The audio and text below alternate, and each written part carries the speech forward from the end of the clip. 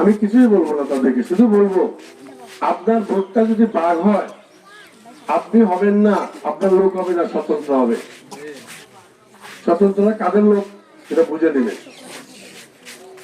তাহলে আপনি কি চান আপনার নিজের লোক এমপি না হয়ে ভোট ভাগ করে আপনার ক্ষতি হয়ে যাক? তাহলে কোনোভাবেই ভোট ভাগ করবেন না, একটা ভোটও না, কোনোভাবে ভোট করবেন না। জামাত ইসলাম কোনোদিন ক্ষমতা যাবে না, এমপিও হবে না।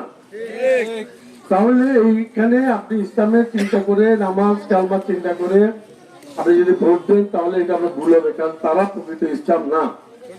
চট্টগ্রাম গেছেন কে কে? হাত তুলুন তো। চট্টগ্রাম কারা কারা গেছেন? মা বোনরা তো যায়নি বলে। চট্টগ্রাম দুই একজন গেছে মা বোনরা। চট্টগ্রাম শহরে একটা দিঘি আছে, দিঘিটার নাম হলো লাল দিঘি। আসলে সেটা দিঘি না, মাঠ। সেটাতে লাল দিঘির মাঠে জনসভা হয়, কিন্তু নাম হলো লাল দিঘি।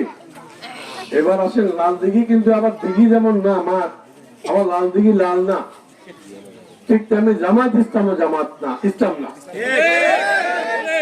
লাল দিঘি লাল না, জামাত ইসলামও ইসলাম না। অথবা আপনি ইসলামের কথা চিন্তা করে ওদেরকে ভোট দিতে গেলে বোকামি করবেন, বরঞ্চ আপনি নিজেই ইসলামের সাথে শিরক করলেন ওদের সাথে যোগ দিয়ে। যে সকল মুরব্বী বা ছেলেপেলেরা চিন্তা করেছেন তাদের তালিকা আমাদের কাছে আছে, ছবি আছে। আপনাদের অনুরোধ করবো আপনারা এই ভুলটা করেন না, রাজাকারকে ভোট দিয়েন না। দেশটাকে তারা ধ্বংস করছে, সামনে আরো ধ্বংস করবে। তারা আমাদের দেশের জন্য খুবই ভয়ঙ্কর। তারা ইসলামের কোন ধারার বাহক না, ধোঁকাবাজ ইসলাম, ইসলামের ধোঁকাবাজি করতেছে তারা। তো স্বতন্ত্ররা কারা কোথেকে দাঁড়াচ্ছে এটা তো আপনারা বুঝছেন, আমি এখানে বললাম না, কারণ এটা বলা সুন্দর হবে না। স্বতন্ত্ররা কিন্তু ভিতরের মানুষ, ভেতরের মানুষ, বুঝুন তো, আমি আরো ভাঙ্গে চুরে বলতে পারবো। অতএব সাবধানে চিন্তা করতে হবে।